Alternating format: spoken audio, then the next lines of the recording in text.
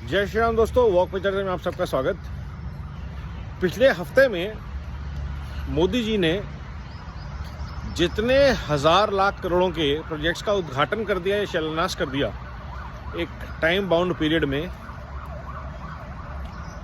सिर्फ 5 दिनों में, हफ्ते में, उतने प्रोजेक्ट शायद पिछले 50 सालों में कांग्रेस कभी डिलीवर नहीं कर पाई। भारत में डिलीवर नहीं कर पाई का मतलब इनॉग्रेट हुए और टाइम बाउंड तरीके से कभी डिलीवर नहीं हुए। तो एक बहुत बड़ी कमिटमेंट जो मोदी जी करते हैं कि जिन प्रोजेक्ट्स का शिलान्यास वो करेंगे उसका उद्घाटन भी वो करते हैं। ये एक बहुत अच्छा ट्रैक रिकॉर्ड मेंटेन्ड है और इसको हमको मेंटेन भी करना है। वो तो भारत उसके लिए कृत संकल्प है। इम्पॉर्टेंट बात यह है कि जिस स्पीड से भारत में आज रिफॉर्म्स आ रहे हैं, चाहे वो इंफ्रास्ट्रक्चर को लेकर हों, चाहे वो एनवायरनमेंट को लेकर हों, चाहे वो इंक्लूसिव डेवलपमेंट पे लेकर हों, और चाहे वो आत्मनिर्भर भारत बनाने के लिए हों, जिससे लोगों की ease of living, cost of living improvise हो सके। और उन समय एक लेटेस्ट रिफॉर्म जो मोदी जी ने अनाउंस किया वो है सोलर रूफटॉप पैनल्स का। तो भारत को अगर सौर ऊर्जा में आत्मनिर्भर करना है, सोचिए 1 करोड़ घरों को सरकार सपोर्ट करेगी कि अपने घरों पे छतों पे पैनल लगा ले। जिन छतों पे अब तक सिर्फ कपड़े और पापड़ और आम सूखते थे, अब उन छतों से ऊर्जा पैदा होगी और वो ऊर्जा उन घरों को 300 यूनिट कम से कम बिजली फ्री देने के बाद बाकी बिजली सरकार को बेचने का मौका भी देती है। कहाँ हम ऐसे नेताओं के चक्करों में पड़े हुए हैं जो हमारी ही चीज़ें फ्री देने का वादा करते हैं और स्टेट एक्सचेकर को नुकसान पहुंचाते हैं, और कहाँ एक व्यक्ति है जो आत्मनिर्भर भारत बनाता है, जो प्रकृति आपको उपलब्ध कराती है उस ऊर्जा को आपके घर तक पहुंचाने के रास्ते बनाता है। ये फर्क है सनातनी संस्कारों की सोच का और लेफ्टिस्ट फ्री एजेंडा का, जिसने बड़े बड़े कंट्रीज को या तो बर्बाद कर दिया या डिक्टेटरशिप में कन्वर्ट कर दिया। और ये सोच भारत को समझनी पड़ेगी कि ये आमूलचूल परिवर्तन जो आया है। यूरोप या बड़े बड़े देश अपने गरीबों को राशन नहीं दे पाते, खाना नहीं खिला पाते, सोशल सर्विस बेनिफिट्स के लिए ज़बरदस्त टैक्सेशन होती है, ऑलमोस्ट 100% टैक्सेशन है। उस देश में जहां मुश्किल से 5% लोग टैक्स पे करते हैं, डायरेक्ट टैक्सेस, वहां पे 80 करोड़ लोगों को पिछले 3-4 साल से मुफ्त का राशन मिल रहा है हर घर में, irrespective of family size, caste, creed, religion, region.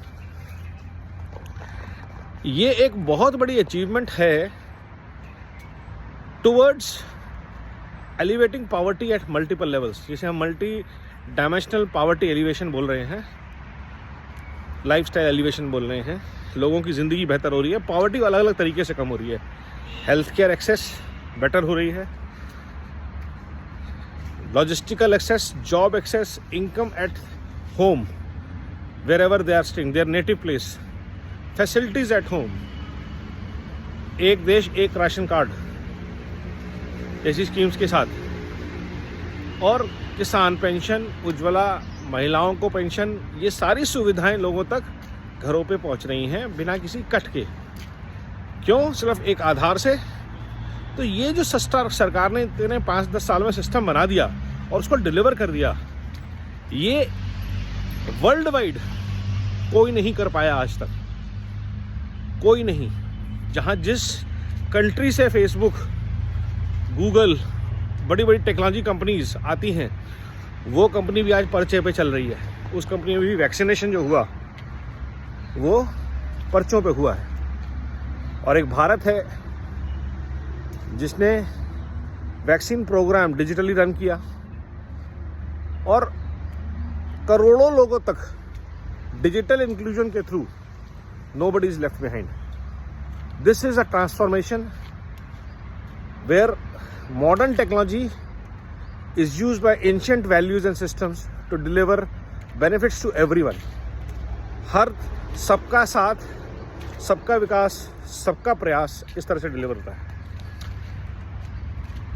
ये बात मैं दोबारा कई बार इसलिए कह चुका हूँ और बार बार कहता हूँ क्योंकि हमें याद रखना पड़ेगा कि हम मल्टी डायमेंशनल रिफॉर्म की एरा से गुजर रहे हैं, जहाँ एडमिनिस्ट्रेटिव रिफॉर्म्स हो रहे हैं जो बहुत सालों से देश का पेन पॉइंट थे, जैसे 370, जहाँ कॉन्स्टिट्यूशनल रिफॉर्म्स हो रहे हैं जैसे भारतीय न्याय संहिता, जहाँ सोशल लेवल पे रिफॉर्म्स हो रहे हैं, आत्मनिर्भर Bharat, vocal for local, mindset shift, yoga, Ayushman Bharat, health care cost को नीचे लाने के लिए जो काम सरकार कर रही है और हेल्थ केयर सब तक पहुंचाने के लिए जो सरकार काम कर रही है, ये जो चीज़ें हो रही हैं, एम्स कितने बन रहे हैं, यूनिवर्सिटीज़, आईआईएम्स और आईआईटीज़ कितने बन रहे हैं, क्यों इतने सालों तक इनको वीआईपीज़ का डोमेन रखा गया, क्यों लाखों बच्चे आईआईटी की तैयारी के लिए बैठते हैं, एम मेडिकल की तैयारी के लिए बैठते हैं और कुछ हज़ार बच्चे इकट्ठे इलेक्ट होते हैं।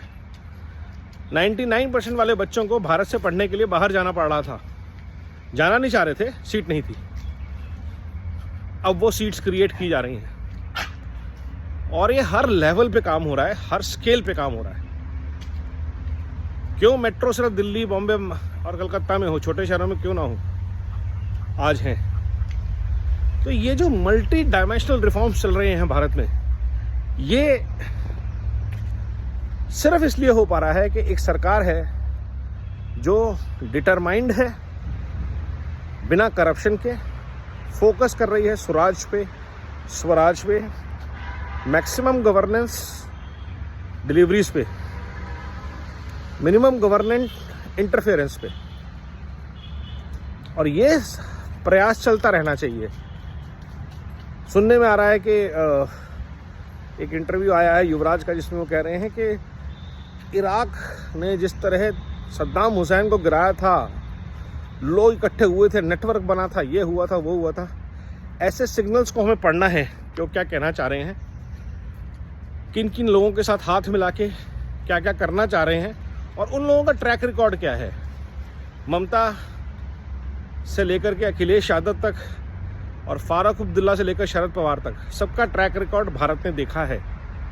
तो आज अगर वो आके बोलते हैं अब हम नहीं ऐसा करेंगे क्योंकि राहुल गांधी हमारे साथ है, तो हमें समझना पड़ेगा और देश को पुनः एकजुट रहना पड़ेगा मोदी जी के साथ, इंश्योर करना पड़ेगा तीसरी बार मोदी सरकार और हर बार भाजपा सरकार, ये बहुत ज़रूरी है।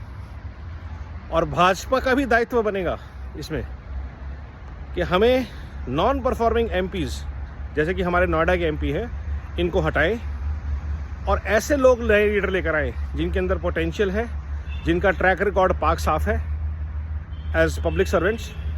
और ऐसा एक नाम नोएडा में है, गोपाल कृष्ण अग्रवाल जी। तो अगर ये काम भाजपा करती है, अच्छे नेता लाती है, नॉन परफॉर्मर्स को हटाती है, तो तीसरी बार मोदी सरकार तो पूरा होगा ही होगा। अब की बार 400 पार का सपना भी पूरा होने से कोई नहीं रोक सकता। वंदे भारत, वंदे मातरम, नमो भारत।